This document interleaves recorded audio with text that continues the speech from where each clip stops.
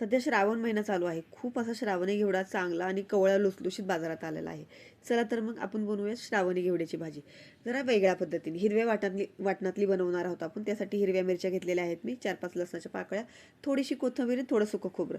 हे सगळं मिक्सरच्या भांड्यामध्ये आता मी बारीक वाटून घेणार आहे. आता हे सगळं साहित्य एकत्र केलेलं आहे आणि आपण बारीक वाटून घेतलेलं आहे. बघा, छान असं हिरवं वाटण मी वाटून घेतलेलं आहे, बारीक करून घेतलेलं आहे.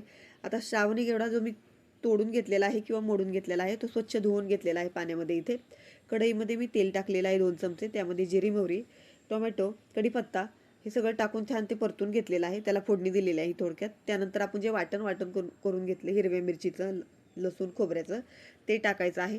ते देखील छान परतून घ्यायचं आहे. थोडीशी हळद आणि अगदी चवीनुसार थोडंसं मीठ टाकायचं आहे.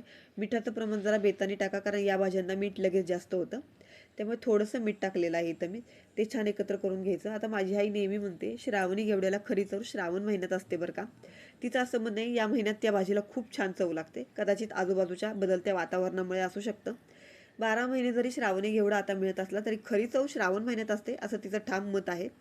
चला, आता हे सगळं एकत्र करून छान त्यामध्ये आता मी वाटण परतल्यानंतर श्रावणी घेवडा टाकलेला आहे धुवून घेतलेला, आणि मिक्सरचं भांडं धुवून निघल एवढंच यात पाणी टाकायचं आहे.